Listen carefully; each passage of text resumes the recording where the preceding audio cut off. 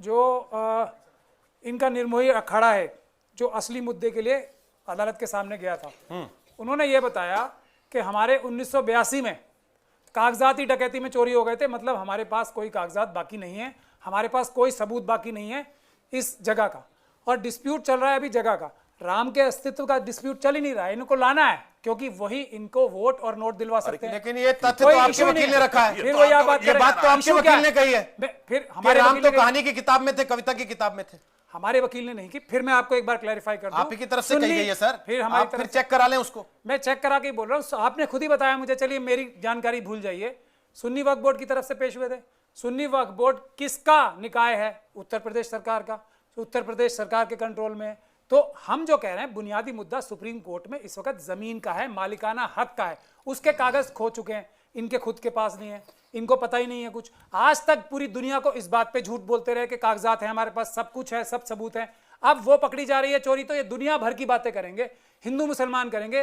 जो ये इंडोनेशिया की बात कर रहे हैं, आपको इंडोनेशिया में इंडोनेशिया, लेकिन इन्होंने आपसे पूछ दिया होता कि जिनकी आप पैगंबर साहब की पूजा करते हैं उनका आधार कार्ड कभी चेक किया है क्या आपने, जो मक्का जाते हैं? इनके लिए आप कहते हैं कि सबूत ले आओ तुरंत। अगर मामला धर्म का है तो फिर धर्म का है, फिर उसमें ये नहीं कहना चाहिए ना कि भाई ये पैदा हुए थे कि नहीं पैदा हुए थे। इसीलिए मैं कह रहा हूं ना, ये तालियां बटोरने का प्रोग्राम जो है ना, तालियां बटोरने का प्रोग्राम है ना, ताली मत बजाइए, या फिर इनके लिए भी बजा दीजिए एक बार। नहीं ताली मुझे इनके लिए भी बजा दीजिए ताली।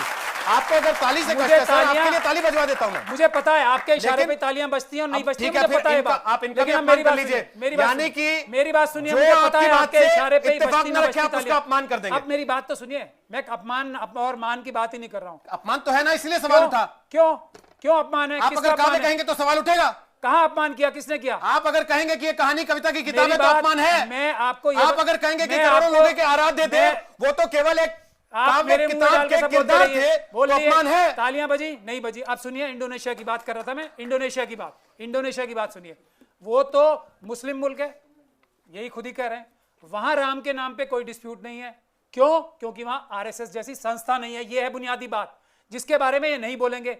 हर एक अच्छी चीज के नाम पे, अच्छी जो सबके लिए रिस्पेक्टेड है, उसमें कंट्रोवर्सी क्रिएट करती है तो आरएसएस और लड़ाई कराती है। अभी सिर्फ मुद्दा हो रहा है जन्मभूमि से पूछनी पड़ेगी। अभी मुद्दा सिर्फ हो रहा है लैंड की ओनरशिप का। क्यों राम का नाम बीच में लाते हैं? मुझे एक बात पूछनी पड़ेगी चाहिए। ये जो आपके महापुरुष आए थे बाबर, जिन्होंने डकैती करके वहां पे बताया जाता है कि बना ली मस्जिद, वो आरएसएस से सांठगांठ करके आए थे क्या? डॉक्टर हेडगेवार भी 1582 में थे यहां पर। जो एक महाराणा सांगा थे, बहुत ही बहादुर व्यक्ति थे इतिहास में। मैं उस इतिहास में सबसे बहादुर उनको मानता हूं, महाराणा प्रताप से भी ज्यादा। उन्होंने बाबर जी को बुलाया था।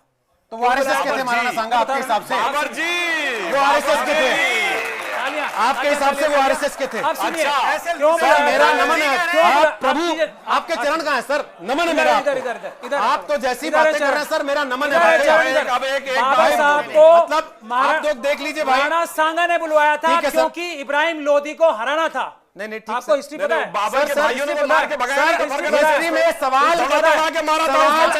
सांगा बहादुर थे।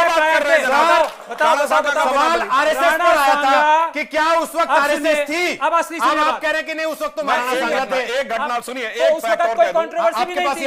तुलसीदास ने कोई कंट्रोवर्सी नहीं बताई है, आरएसएस ने कंट्रोवर्सी बताई है। और इस देश में दो विचारधाराएं हैं, एक बाबा साहब भीमराव अम्बेडकर जो संविधान की है, और एक एंटी संविधान आरएसएस की। इसके अलावा पहली बात तो हमने आपको वकील समझ के बुलाया था, हमें पता नहीं था आप इतने बड़े इतिहासकार भी हैं। आमने सामने है। दूसरा यही है, दूसरा हम लोग बाबा साहब के लोग हैं, जो आरएसएस के लोग हैं, सामने हम लड़ेंगे संविधान के लिए। सारे आरएसएस के होने के लिए ताली बजा रहे हैं ना? बजाइए मेरी बात सुनिए, हमें फर्क नहीं दूसरी पड़ता। बात तो सुन हम लीजिए। अम्बेडकरवादी हैं। अरे भाई दूसरी बात तो सुन लीजिए। रखना है, मनुस्मृति को नहीं रखना। चलिए सर, इसमें मनुस्मृति, भाई आप लोगों में से कितनों के घर में मनुस्मृति देखी है आपने?